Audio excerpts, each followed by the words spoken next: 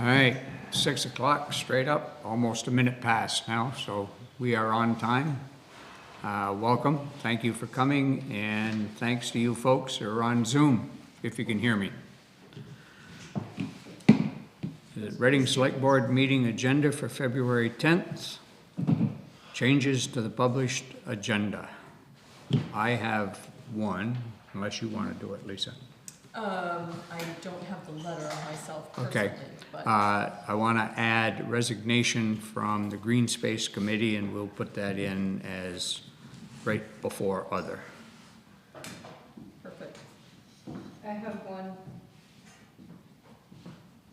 Yes? We need to sign the informational meeting hearing notice and agenda for March 1st.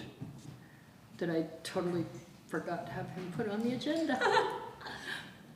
All right, we'll put that right behind the resignation. Yep.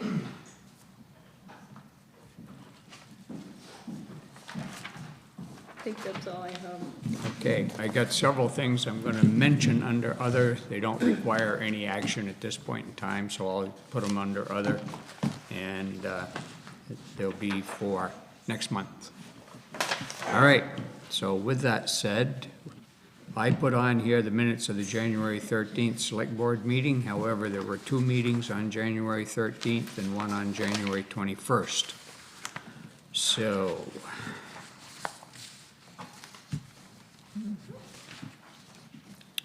Yep, those are all fine with me. got them all?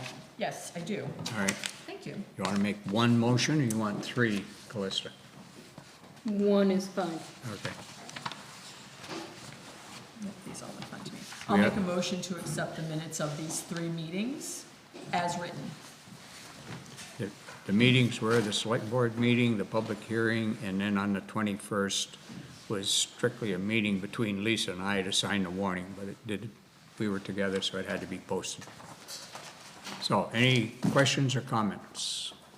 Hearing none, we'll approve them as printed. Treasurer's report.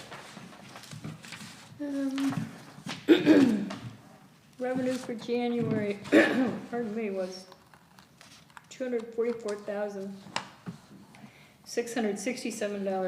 $244,667.95. Expenditures were $125,440.39. The balance, and if you look at your report, you'll see that the date on the balance is a little wonky there, but that's 131.25. That was a long I knew that was a long month. Well, and it was, believe me. It felt like it. The balance at the end of the month was $706,000, $731.97. Since then, we've had some other money come in. We've had some grants come in that were submitted, that will, some of them actually show on this one, if you go back to your revenue side. We had a EWP payment of $153,000 come in. The grant that was submitted, we had $30,000 come in for FEMA money, and we had $53,420 for the advance on the MERPs came in. That's why it looks so good. Delinquent taxes owed to the town are $68,744.14. What's happened with the 2022 taxes of about $93? Nothing. The guy's dead. There was no estate opened or anything, and Oh, is that the one up here? it is. Okay. I have a couple other things, but it's not really in the report, so if you wanna, Any questions or comments? Want to move it? Move to accept as is. Any questions or comments? Declare them accepted as presented. And what else? Anything else? yeah, just a couple comments. Absentee ballots are now available. Town reports came in today. They will be out in tomorrow, They'll be out here, they'll be at the greenhouse and at the library for people to pick up. Absentee ballots need to request them from me. There's a form to be filled out. We also, which is not showing on this, it'll show next month, on the February report, we have paid down the line of credit by $300,000, Good. which is awesome. So, Just a little addition on the absentee ballots. If you know anybody that wants one, needs one, or whatever, they have to request these. They're not automatically mailed to anybody. They have to be requested. Is that correct, Calista? yes, it is correct. They have to either call or come in. There's a form that needs to be filled out. Can one person per family come in? Say if I was to come into the office, can I grab one for John as well, or does he have to come in personally? He has to fill out the form. Actually, no, you can fill out the form for him, but I cannot hand you his ballot. It has to Okay. be mailed. You can only pick up your own ballot. Everything else has to be mailed. Okay, perfect, thank you. Or email. Somebody can send me an email requesting it too. Okay, Oh, Glenn can't get into the meeting. You can't get in? He has to go through the calendar to get into the meeting because the link Yep, on the yep, notice yep. isn't working. Yep. I have that link. All right, somewhere. or front porch forum? He Saturday doesn't nights get front front porch form. Oh, But I sent that link out in an email, so I'm gonna send it to him. all right. I'm If I going can. to, we were supposed to have a comprehensive safety action plan from Mark. Logan, you're There there. he I is. didn't see you sitting back there, I'm sorry. All right, why don't you, Yeah, should I come up? The microphone is supposed to. yes, please. So yes, hello, Logan Nicole from.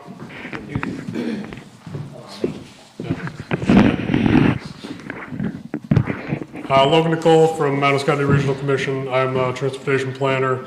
So I've been working on a federal grant. We received a federal grant a little over a year ago to do what's called a comprehensive safety action plan. The goal of this plan is that it would come up with projects to make our roads safer in the region. And then it will, when we have a plan adopted for the region, it will open up about $1 billion in federal grants that we can apply for through the IIJA, the Infrastructure and Investment Jobs Act. So this is all just part of that process. I have to go to every town, every legislative body in our district and ask you to adopt this resolution. The resolution is basically right out of the model language that I pulled off of the grant. It just says that you have a goal of getting to 0 deaths on your roadways, and that's basically it. So the ask is just that you would adopt the Vision Zero resolution for Reading. I have so far been to every other town in our district, and you're actually the last. Everybody else has adopted it for what it's worth.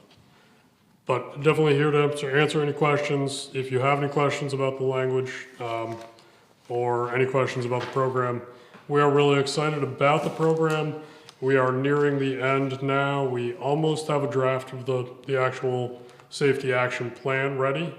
And we've had a survey out for a couple months now where we've been trying to collect information from people about where they find the road unsafe. That survey is still live. If anybody wants to go try to find it, it's on our website, marcvt.org. And then if you just scroll down the page a little bit, you should see, it's called SS4A is the program that I'm working under. SS4A? SS4A is the Safe Streets and Roads for All. And so you'll see just on our webpage, there will be a link to the SS4A survey or the SS4A plan story map. Shows you all the current data on where we have records of deaths and serious injuries on our roadways and where we know of, locations that we know of that are hazardous. And then there's also a survey to be able to put in new spots that you think this location is unsafe, whether you're driving or walking, and all that. The survey, Logan, is it town-specific or region-specific? It's for the whole region, but you can, when you're do the survey, you can drop a pin on the map anywhere in our district and say that you think this location's unsafe. And, you know, this is why. And So you can make it, so you can make it for Reading or anywhere else that you drive, you know, within the district. What kinds of safety projects are there available? So it could be any number of things. I think we are trying to prioritize,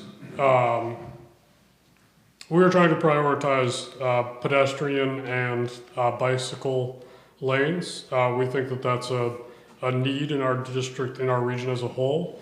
And so we are sort of steering the plan in that direction, just to highlight that even though we don't actually have a lot of deaths or serious injuries yet currently related to bike traffic and pedestrian interactions, we think a lot of that is just because our roads are so unsafe that most people don't even try to bike.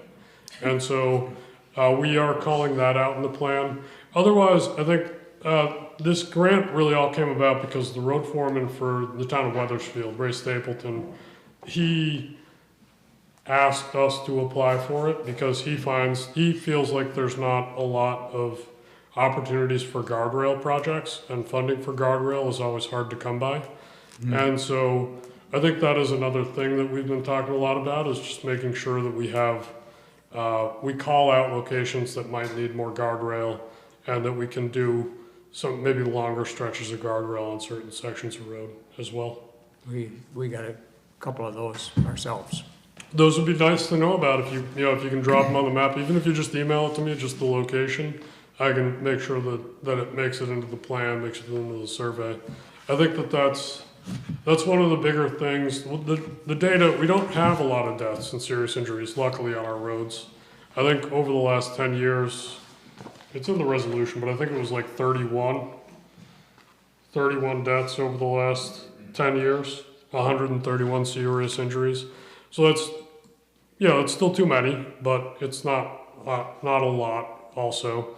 And so I think what we are seeing is those 31 deaths, a lot of those are just, it's not head-on collisions, it's not as weather-related as I think I assumed it would be. It's really just people that are on otherwise normal, good condition roads, probably driving too fast, but just that leave the road. Just, we call it single lane departure. That's a lot of those deaths. And so, one of the main ways to attack that is guardrail. That, might make the difference in a lot of those cases. How about speeding signs?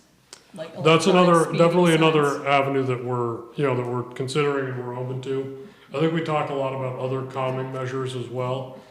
Just like simple things like moving things closer to the road, the signs closer to the road, keeping vertical elements really close to the road, narrowing the travel lane in a way. It just makes you feel like you should be slowing down.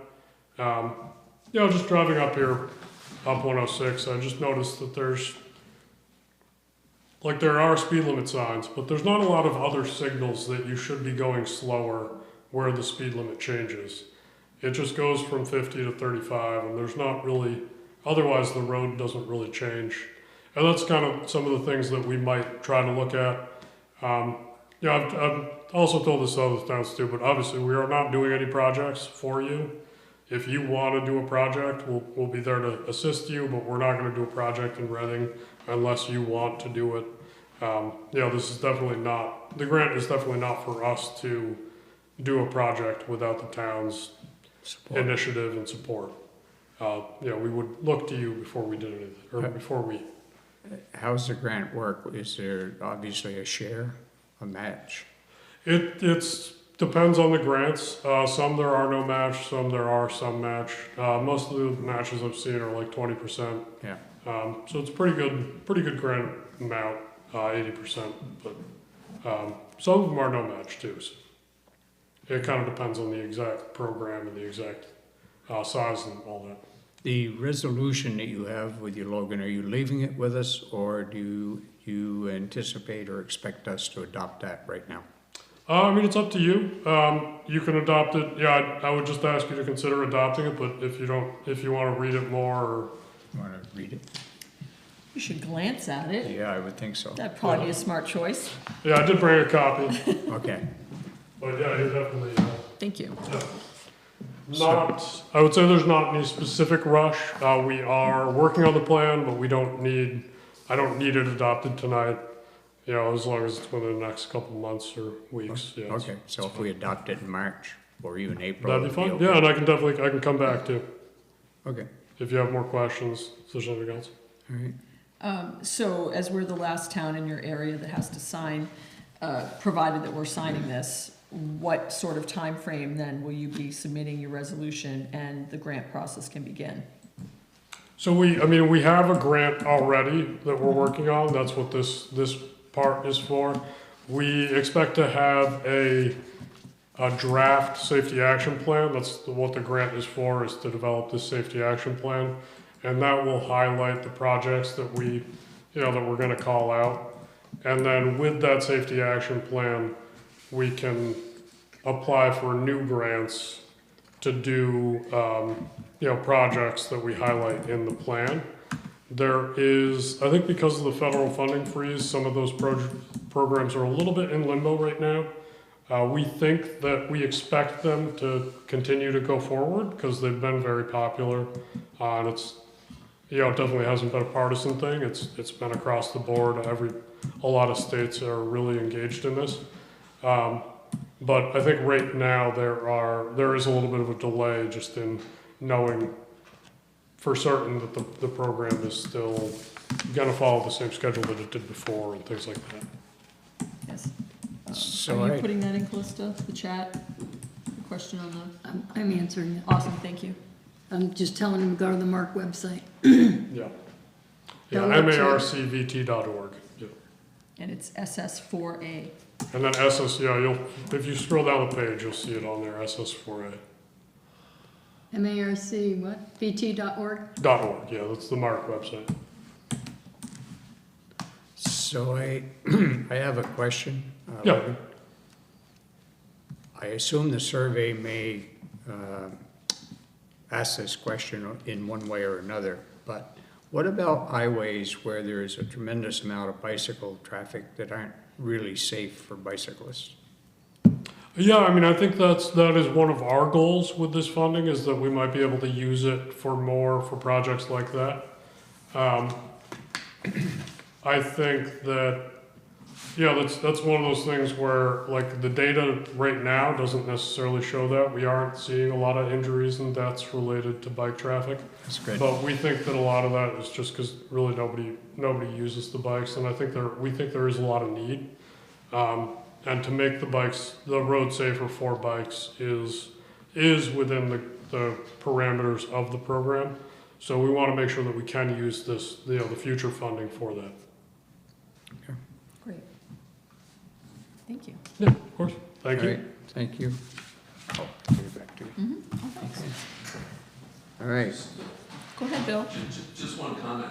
I've been on most, if not all, rescue calls the last 2 winters on the Tyson Road, which is where most of them happen. And the good news is, there's been about 1 a month, and the other good news, which is a low number, I think, considering how dangerous that road can be at night, of those cars that have gone off the road, hit a tree or telephone pole, and been totaled, no one's been injured, no one's been transported to a hospital. Not that I think that's, it'd be nice if nobody got hurt, but I don't know that, guardrails are necessarily gonna save you from that, and it's a long way to put up guardrails and whatnot. But if I was researching a study like this, every single fire and rescue department in the state has to keep records on these. You can easily find out where there's preponderance of cars that have gone off the road for whatever reason. well, that would be my thoughts, if we could see a spot where we've had an issue. Gravel Road or Tyson Road. Pretty equal distribution up and down the Tyson Road. It seems to be more up top than it is down at the bottom. Yeah, Understandably Okay. so. All right. Anything else? Glenn, did you get on? He did. I can see his name, but he's muted. He's gonna unmute himself.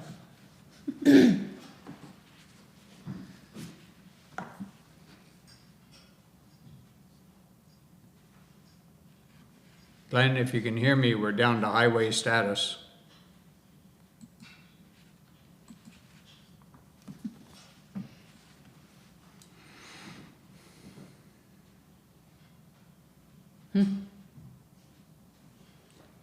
What are you seeing, Calista? Same thing I'm seeing? Just that he's there, yeah. Send him a text or something.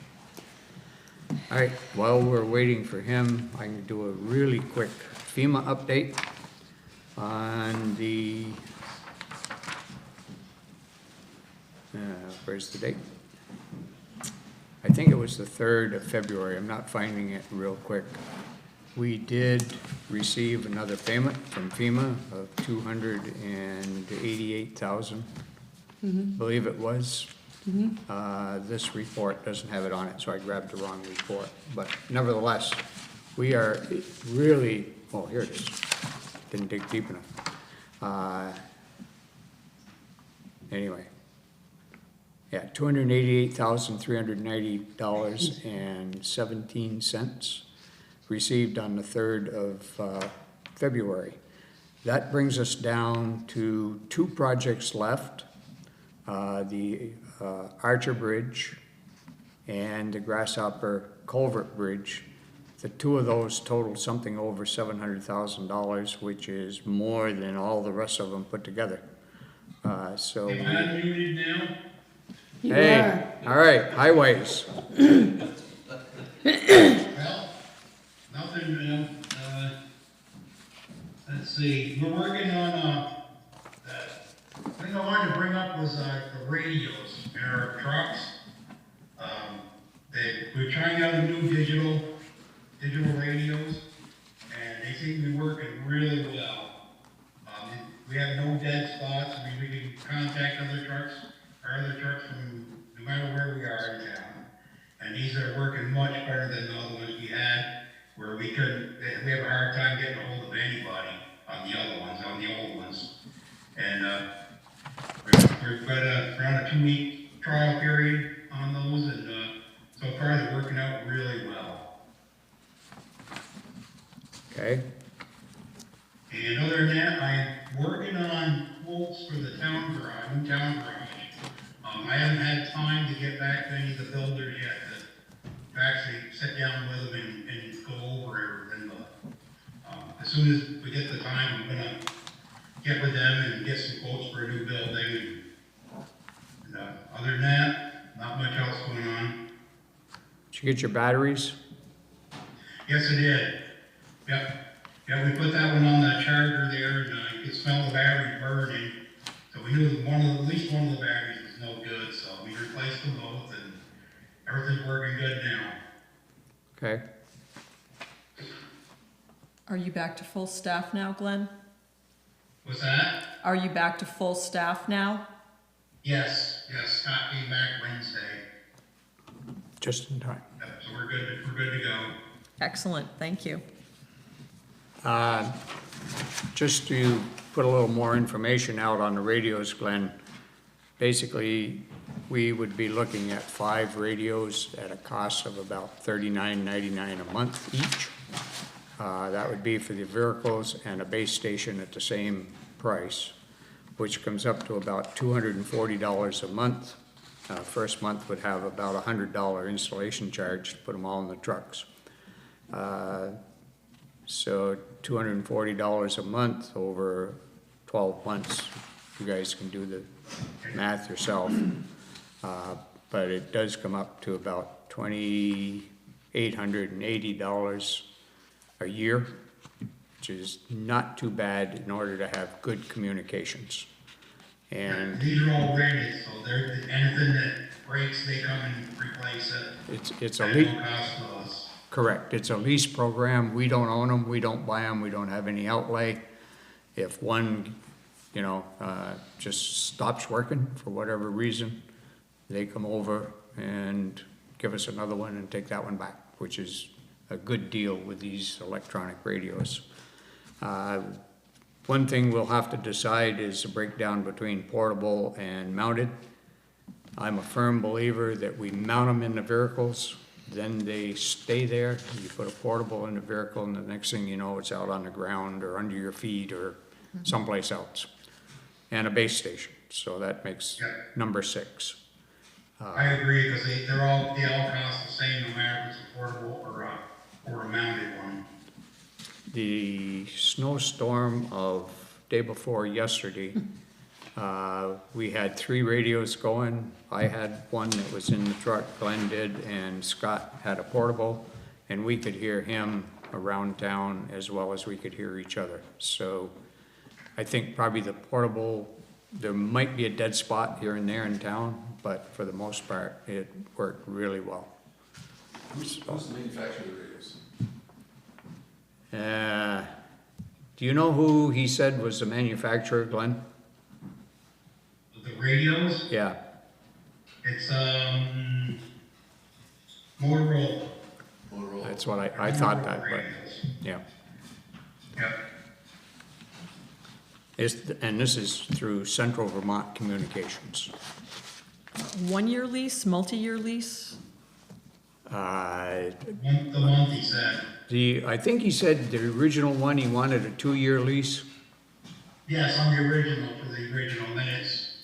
But he said it's all about month to month, and he said, or you could pay a year at a time, didn't matter. Okay. Yeah, I just want to make sure that the price is fixed. If you're, yes, yep. Just Yeah. a friendly suggestion. All the surrounding towns have the same thing, have the same digital radios, and they're all real happy with them. Reading Fire and Rescue has Motorola's, and they're a good radio, but Windsor Fire and Rescue has a different manufacturer, but the only other manufacturer, and I forget their name, I'm sorry, it's a bright green, chartreuse green, you can see it a mile away radio. Windsor loves it, it's half the price of the Motorola's, they bought them, they own them, so it's not a discount lease deal, but it might be worth a call to Gary. Gary got one of theirs to test out, it might be that the needs of the 2 departments are totally different, there's a million different radios out there, it might just be worth a phone call to Gary. Well, we can call the Windsor Fire Department direct, or police, Highway Department direct. Windsor or West Windsor, Bill?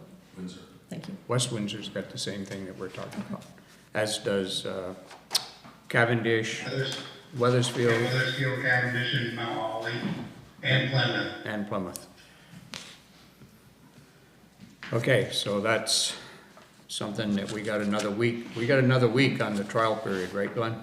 Yeah, I've got one more week, and then you'll be coming back to see how they work. Okay.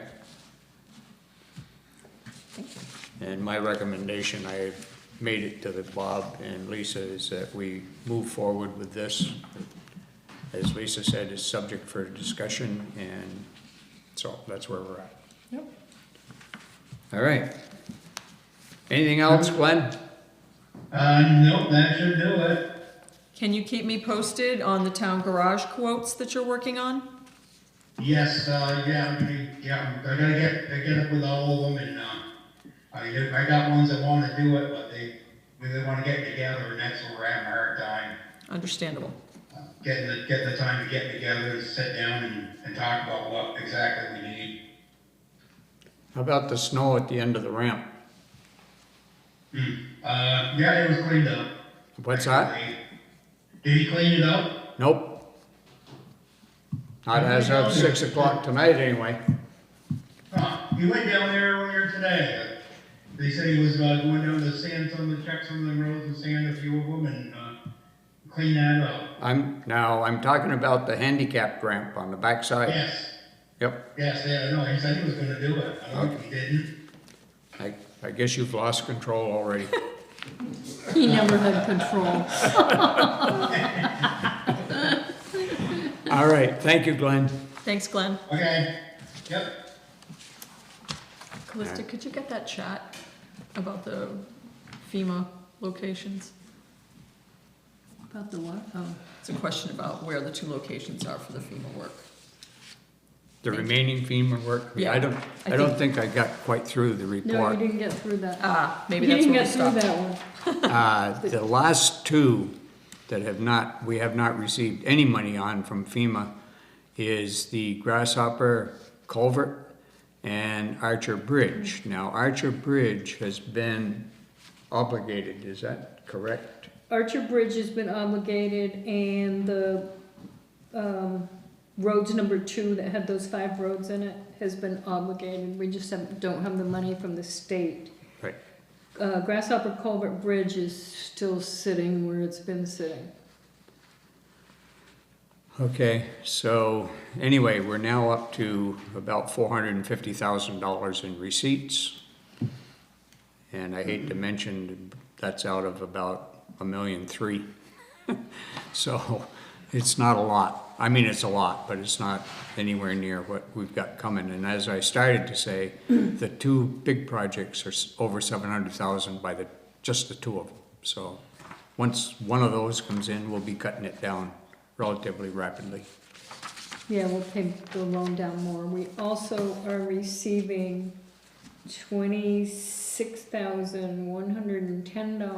$26,110.71 for 8 projects that we've received the money on. But at first, they were only paying at 75%, and then they upped it to 90%, which reverted back. So that's the 15% on the 8 projects we'd already received. That's great. And that should be coming soon. You signed that off on that the other day. Yeah. Okay, let me know so I can update this. Yeah, when I get it, Yep. yep. Okay. I haven't seen anything today. I was hoping, there's a couple other grants I'm out there I was hoping to get too, but nothing today. Okay. A couple of quick things here now. The Agency of Transportation, we have a mileage certificate that comes out every single year. The mileage certificate is used if we were to add a road, or if we reclassified a road, either up or down, or if we discontinued a road. And we haven't done any of those things for many years. So basically, there's a little box there that's handy. You check this, no changes from last year, and we sign. Okay. If we add a road, it has to have a formal survey, and there's a whole bunch of paperwork that has to go with it, and then they put it on the map. But we haven't done that. So, do you have that? I do. Okay, we'll put it in the I'll put it in with signatures. the other stuff that I Okay. need signed. And I don't know much about the next one, Lister's certificate Oh, I of... do. I have that one too. Okay, It is the certificate of no appeal or suit pending that they do every year. And there are, as of the 4th of February, they gave it to me.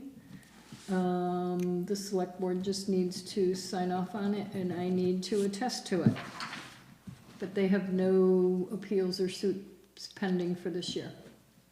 cool. But that'll be in our signature book. It'll if be you in want your us to do signature that book right now. too. You know, we'll just give you all it to The you. pile is growing. Get it all at once. How about the liquor license? I have that too. Hall Art Foundation. This is a outside consumption permit, which is, they have it roped off right by their cafe, just to be able to have outside consumption. This is not the real license, that's not up yet. How many years have they done this? Several. I think this is 2 or 3. And it just needs the select board at a meeting to say, okey dokey. Yeah, those outside consumption permits are pretty restricted. You have to define to the liquor board exactly where it's gonna be. It has to be roped off. It has to be roped off, and it has to be on the same property that your liquor license is for, so. You have to provide free liquor to local residents, correct? Just the select board. Just us. And the town Just the clerk. select board. And the town clerk. She's the one who does all the paperwork. Yeah, if that happens, Bill, I'll let you know. Don't wait Not for, hold a good breath. okay. Okay, we are down to the request or thoughts about a Reading wastewater committee. Yes. So that was me. My thoughts were after the last meeting where we had the presentation from Du Bois and King that there's a lot of opinions out there about what should be done, what can be done, and whether anybody wants it. Looking at the survey that they sent out, they had 77 parcels that they were targeting. They received 44 responses. The survey itself, multi-page, and I really had some questions about what their outreach was.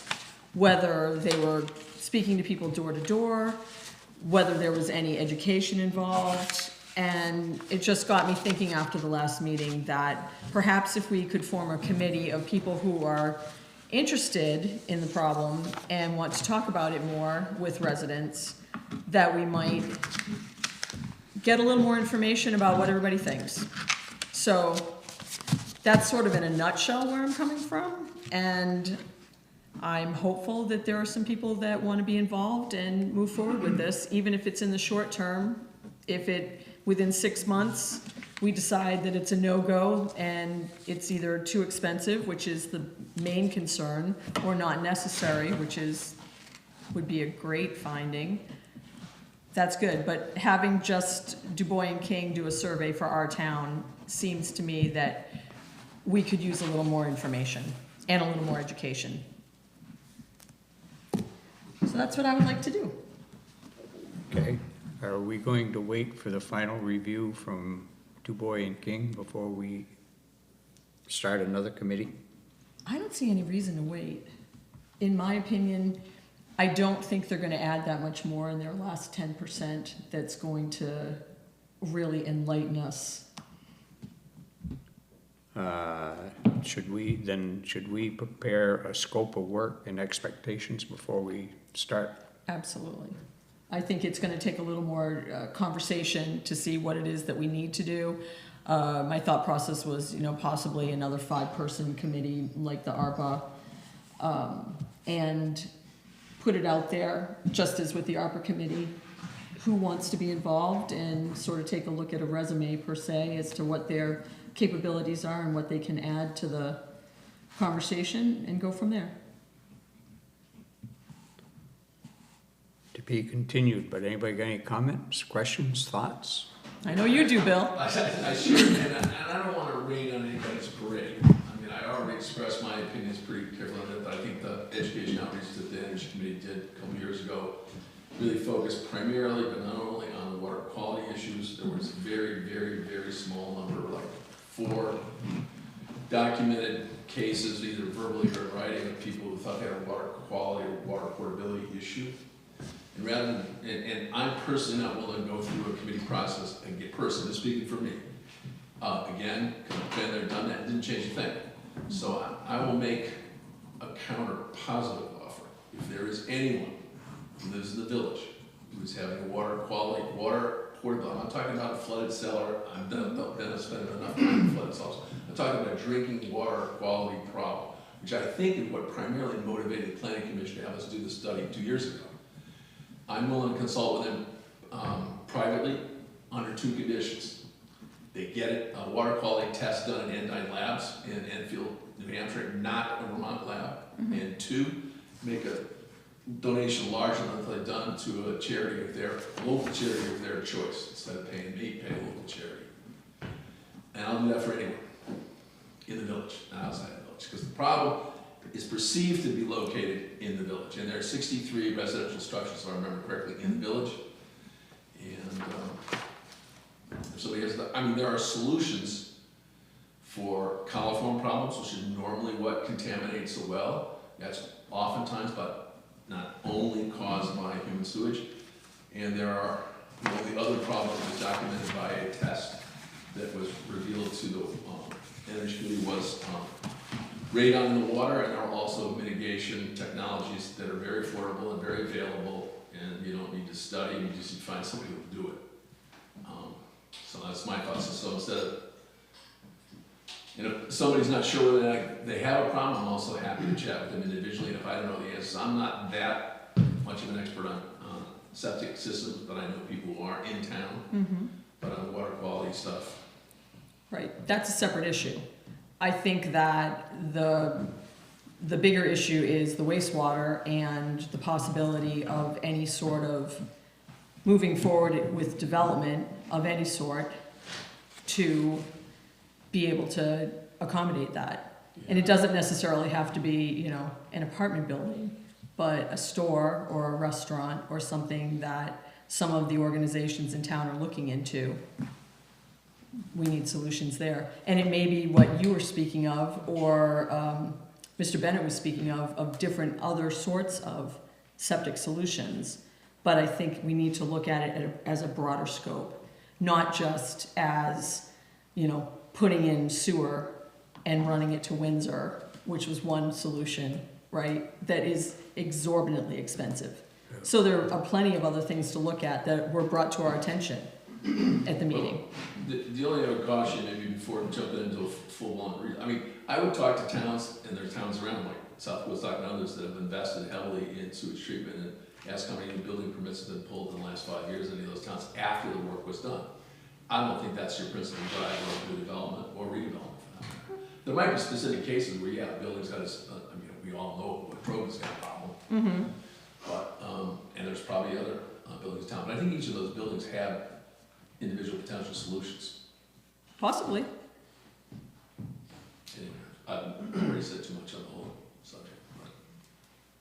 Anybody else? Mark? I just have a point of reference, the Andine water quality for residential testing is only $235. Correct. It's cheap. It's very affordable. We just had one done, like maybe 4 or 5 months ago. Thank you, Stacy. Yeah. Mark?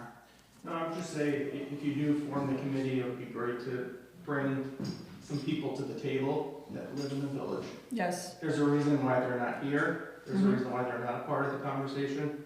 I think a lot of us know why they're not a part of the conversation. I think there's a fear of fines or something if they do. It does come that their systems are out of compliance or Mhm. failed. I know a small handful of people who don't drink the water in their home. I think that's very valid, and I think that's part of it. You know, it's fairly shocking that, you know, they targeted 77 properties and they received only 44 responses. As I said, the survey itself is pretty lengthy, and I think that more one-on-one interaction with people talking about it and getting their answers, maybe just, you know, in a conversation. Again, I would just caution, the energy committee did all that. I mean, we did a tremendous amount of communication, education, whatever you want to call it. The response rate was even lower than what Devon King got. And I personally think even if you're afraid to speak up, it's very hard to help you. And you can, you know, my consultation offer, I'm willing to do anonymously. I'm willing to do however people feel comfortable doing it. But if you're not willing to get your water tested, in my mind, you don't have a problem. Fair enough? Yeah, I have to say, I was quite disappointed when Jonathan was here to do his 90% report, that I think there was only 3 people from the village that showed up. Now, if you don't want to say anything, that's one thing, but you could show up and listen and see what options might be available or not available, what is going on and where we stand. And when only 3 people show up, I just really question what the issue is with. I mean, one thing that didn't come up in the study that I have a question is the town going to make it mandatory to tie into the system if there is a system? Because I think that there might be some people who have either done some infrastructure, septic well improvements, and they don't want to tie into it. I'm not entirely sure, but I believe West Windsor has a requirement to tie into the system, and then there's the annual fee that the homeowner pays. I think that there are some low-income residents that are afraid of that, but then I was hearing some responses about that some of this might get tied into the total cost of operating the system, which would be at the town level, you know, in terms of what was raised from taxes. So that might be something to parse out. That's a question that I was left with. I think West Windsor, Mark, I was told, so this is, you're getting it third hand, but I was told that when they put the system in, if you signed up right then, they took it to your foundation free of charge. If you did not sign up right then, and you wanted to hook on now or 6 months later, you had to pay to get it from the main trunk line to the house. That's the way I understood that. So there was a little bit of incentive to sign right up. I can see that. But on the other hand, if somebody had a system that, you know, and they got a couple acres out back that's the right kind of soil, maybe they wouldn't want to do it, and maybe they'll never have to do it. But it's my understanding that now they pay to get it to the main line. Just one other comment, you know, I mean, I think the cost concern, whether it's capital cost to build it or the capital, or the operating costs, were major concerns that people had, and Mark, I share the concern. I mean, I'm helping a nonprofit organization in Chelsea potentially buy a building. We've seen the pro forma on the expenses for the building for the last year and a half. And their water and sewer hookups like $250 a month for a residential house. It's ridiculous. It's incredible. I mean, to me, that's a lot of money. You know, and that's, of course, that's water supply and sewer. So I don't know what the breakdown is because they don't break it down. But even if it's half that, it's a lot of money per month for people. Well, I'd be very interested to spend some time with you, Bill, and go over the the Energy Committee's findings in that. Ryan was part of that too. And that was in 2022? That's what we issued the report. Yeah, I don't remember if it was 21 or 22, honestly. The report came out in January 22, we did most of the work at 21. Yeah. All right, to be continued, as I said before. Yep. Sorry, Next. just for clarification, to be continued as in, like you put forward a proposal to create this committee. I just want to understand what the to be continued is. Is that all right? I'm sorry, I made that made up. No, No, For me to not at all. answer right now, okay, yeah. well, I'd like to, now that Bill has brought up what he's brought up, I'd like to see if there are any results from that and develop, depending on go forward or no go forward, we need to develop what we anticipate for the results, what the scope of work is and what we are expecting I see, for. right, okay, right, so define what the committee would do, Right. basically, yeah, okay. And got then it. say, okay, this is what we want you to do, and somebody it. may say, no, thank you, and somebody else may say, sure, I'll help you with that. Right. So hopefully by the March meeting, we would have sort of a scope of the work or Right. the thought process, and at that point, hopefully form this committee. Yeah, great, good, thank you, yeah. Last comment, I promise you shut up. The $64,000 question is how do you get a majority, if not everybody in the village to have the water tested? I do not know the answer to the question. We failed miserably to figure out the answer to that question, and we had some pretty knowledgeable long-term residents on the committee. Good luck. Well, thanks for that, Bill. Yeah, I would have, like, there's been a lot of error on that, and, you know, it's my dear friend here, so it's a little uncomfortable, but like, I like the counterpoint, just to lend a little of the other side, is I do think, Lisa, to echo some of the things that you said, there are questions around the opportunity to do any kind of development. Bill, you named one of the buildings, there are others. If we want to bring some of that into our community, there's no clear path forward on that, having looked at some of this, and so, Right. and I'm psyched that you've signed up to help any person to analyze their water quality data, and I hope a lot of people take up on it. And they can both be helped, like that is true, and we need to look at what we want for our village and have a conversation Going about forward. that. And hopefully there will be all kinds of points of view that will be raised, and cost should be in there, and feasibility, does it really impact it? Like, all those things are great, so I wanna lend my voice of support to that will be a hard set of conversations, and there will be lots of points of view. Exactly. Probably wouldn't be a bad thing for our village to engage in my view, so I just want to add that to this whole conversation. Thanks, Brian. Well, that was clear, I think, at Jonathan's presentation, right? Right. I mean, Right. I was very pleased at, you know, the amount of people that were here, Right. but I was also pleased to hear so many differing point of view. Right. So, Has there been, and just another thing too, is I don't know who would do this, but is there some sort of calculation in terms of what would a wastewater system add in terms of increasing the tax base? So whether it is the development or it's the increasing in values, I know a lot of the village homes are difficult to get mortgages or historically lower in terms of value. I'm just wondering if there is some sort of calculation. Not signing up Brian, but Brian's really good at calculation. Just wondering what are in what ways will that increase the tax base? Yeah, and I don't think we how don't could have that that maybe information in yet. the long run pay for itself? Right, and we just don't have that information yet. And maybe that's the 10% we're gonna hear in a month, but I don't think so. Is that another opportunity in which the listers might be able to act as consultants or somebody from the state to see what would a wastewater system do for each of the appraisal of the homes in terms of the tax base, just That's a good in question, the Mark. latest reappraisal? Right, I can ask John if there's anything in the formulas that he's seen that changes the multipliers. Basically, it's quite a complicated system, but it's a very powerful system.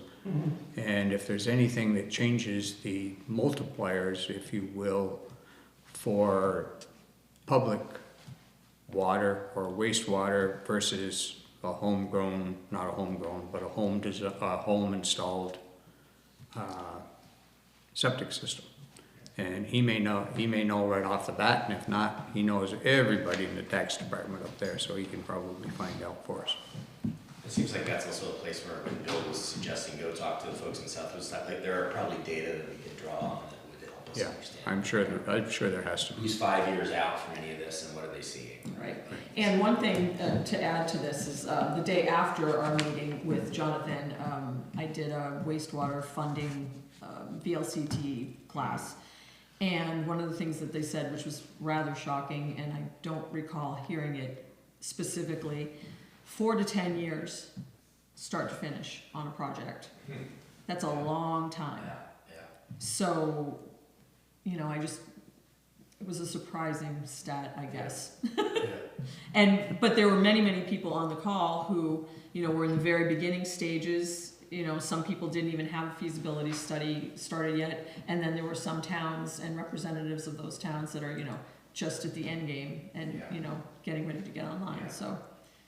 It's a pretty simple lines to put in here in Reading, down the main street, just a couple of side streets. You get into towns where there's all sorts of side streets, the price and time would go up. So I'd be interested to talk to West Windsor, because they're very similar relative to a main line, even though they didn't have to go very far to tie on to the line that goes to Windsor, but from start to finish within the village district itself. How long did it take you? I actually just spoke with a gentleman today on the West Windsor Planning Commission who was on their wastewater committee. So I'm gonna follow up with him. Okay. and see.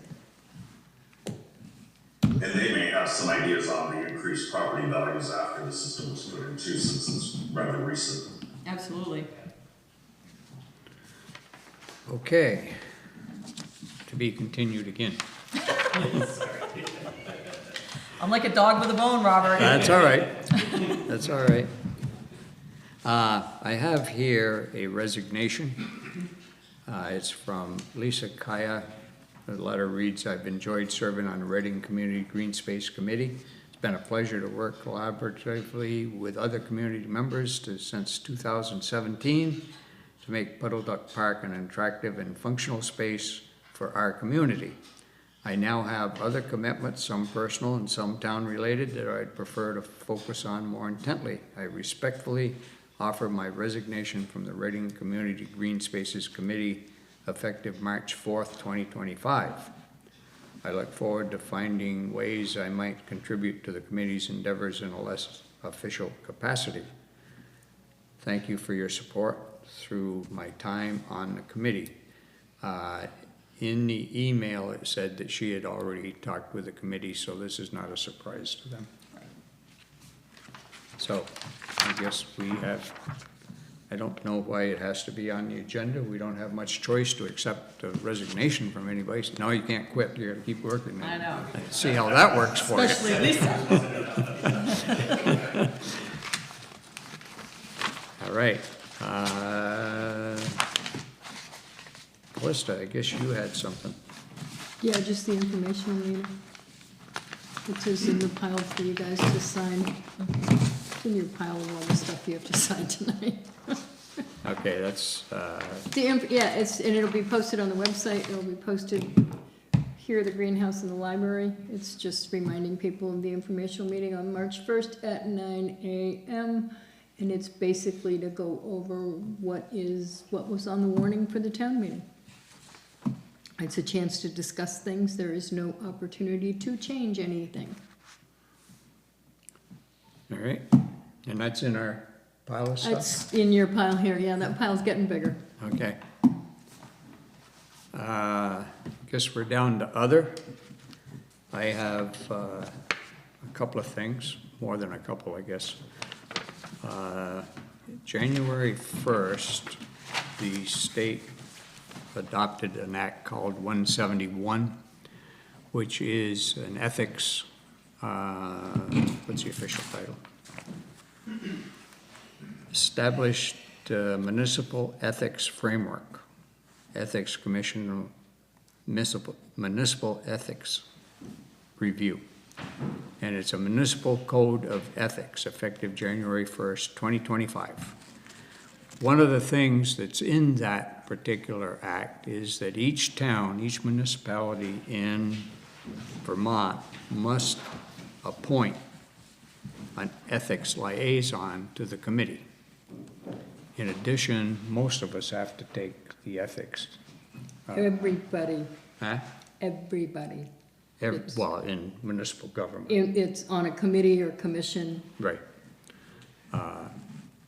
Did you ever find out if the listers were in that? Because they weren't listed. They were not listed on that list, and I did not find out any more. I was going by the list. Anyhow, there is a training program that you have to go through. If you're a newly elected official, you have to do it within 120 days of the election. People like ourselves, we have until September 25th to do it. I've done it. It's like a 45-minute presentation, and then at the end, there's a few questions. You have to answer those correctly in order to get your so-called certificate, which is a one-line email from the state of Vermont. Which is Says that you supposed to passed. Which is supposed to be Geez, on I was looking file for here. something like this with all sorts of decorations No, around it. No, but those are supposed to be kept on file in the town office. And then everybody that does that has to do it again every 3 years. So that is one thing that we're looking for, is someone that's interested in being the ethics liaison. And my point would be that if we can find someone, we'll appoint in March when we appoint everybody else. And Bill, I know you had a comment, but it wasn't directed. I'm just trying to wrap my Yeah. brain around this.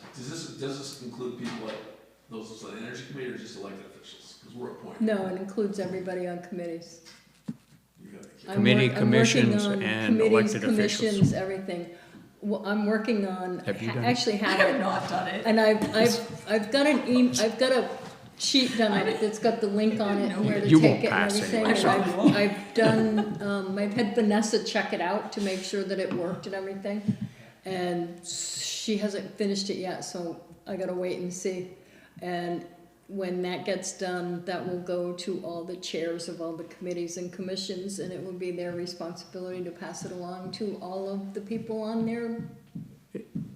Frankly, I'm not a real fan of those types of things. No. But I sat there for the 45 minutes or 43 minutes, whatever it was. 43 minutes, And, because I did it and too.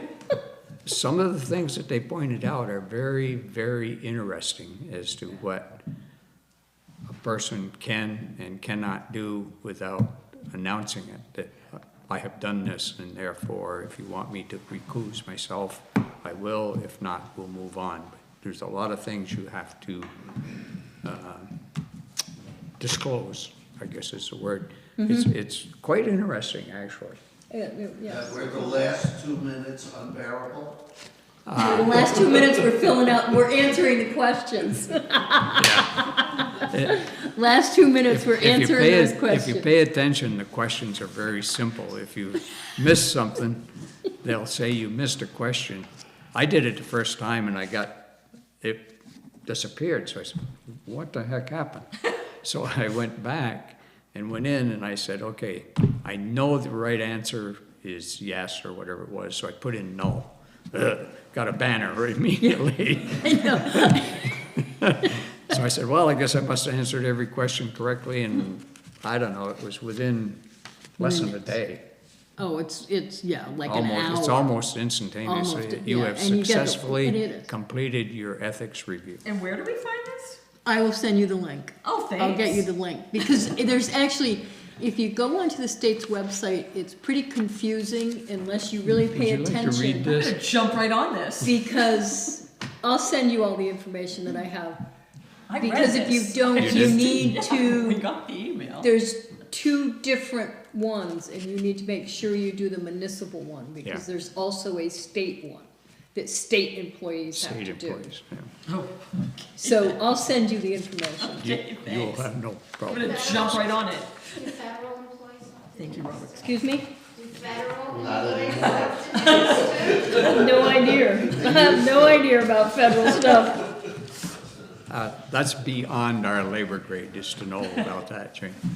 I also want to mention, and this will come out between now and then, but we have several positions where we need to appoint people. I'm not talking about the elected positions, I'm talking about appointed position. One of them is the solid waste district representative. When Jim Peplois resigned from that post, we, the town, sent a letter to Brandon over at the town of Weathersfield to vote for us by proxy. And last summer, when I was at a transfer station committee meeting, which I've been on since forever, he asked me if I would pick that up so there would be somebody from Reading. So, kind of stupidly, I said, sure. Well, it's only 4 meetings a year, once every quarter. They deal with such things as who's gonna be the hauler from the individual transfer stations in the 14 town districts, which is southern Windsor County and northern Windham County. They deal with new laws that come out relative to recycling. It has a lot to do with recycling. They deal with such things as where are we going to get rid of all of these recycling products? And like I say, there's a rep from each town. I thought, oh boy. But anyway, it was, again, more interesting than I thought it was going to be. But if we can find somebody else that's interested in recycling, because that's the main focus, it would be an appointment we should make. We need a trustee of public funds. That's elected. Huh? Well, I That's- know, yeah, but we okay. really need one, so nobody signed up for it. No. So if anybody's interested in that, and nobody gets the right number of votes at town meeting, that's one that we need to appoint. Lisbeth Kozlowski has moved to Maine, so she won't be running for reelection. We need a Memorial Day administrator, and we need a representative to the Southern Windsor County Transportation Advisory Committee, which deals with road problems through the same district, pretty much the same district. They like one from every town. So those are 4 that have been sitting vacant, one since Jim Peplois got off, another one since Gordy Eastman got off, and then, of course, I think Patrick resigned, 2 years ago? And he didn't do it last year. Last year, I think was the And, first year we didn't have anybody. From Memorial Day, and then the trustee of public funds is just a place that does not got anybody signed up to run. So that's what I got. All right. I have no others Okay. this evening. You got any other? No, I did mine already. I snuck it in. Well, it was the signing on the, There'll be more on this before town meeting, and it'll be brought up at the informational meeting again as places where we need some people to, volunteers, basically. All right, I'll entertain a motion. Oh, well, we haven't asked the audience if they have any Oh, others. I'm sorry, yes, you do. I have two items. Number one, we've been requested through the Preservation Trust of Vermont to be placed on the agenda for the March Select Board meeting because they wish to present a proposal to the Select Board to ask if Reading will host the Preservation Trust's biannual village meetup. It'll be the second one that's ever occurred. 2 years ago, it was in Stratford. It would be, I don't want to describe it, the presentation will do that, but the request is that we be placed on the agenda for that presentation. To give you just a quick idea of what it is that it'll be an all-day affair with presenters of projects going on in villages throughout the state. 2 years ago when we attended, there were and they expect about 125 people. It's open to anyone. There'll be an attendance fee. It'll include a catered lunch. It was really a very informative day for us. I think it's an honor that they thought of Reading being the hosts of this meeting. So, You say it's a preservation trust or preservation? the Preservation Trust of Vermont will be the hosts of the event. And they will have somebody here at the March meeting? I think they will link on, either they'll be here or they'll link on Okay. Zoom. All right. And the second item is there any information? A month ago, I asked about a permit for Chase's business. Has there been any follow-up, any information about that? There has been follow-up, and it's in discussion. That's all I'm going to say. Okay. It's really not part of the select board meeting at this point in time anyway, but I'll answer your question as far as I can or wish to go at this point in time. So can I ask, if I want further information, do I have to direct it to the zoning commissioner? Or Derek. Okay. All right. Yes, you can direct it to me, but right now I wouldn't give you any more than what I just give you. Okay. Okay. For reasons that will become known eventually. Okay. Any other?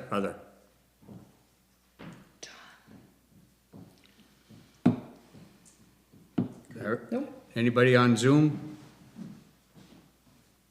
Guess not. done. Motion to adjourn. I'll second that. All in favor? Bye-bye.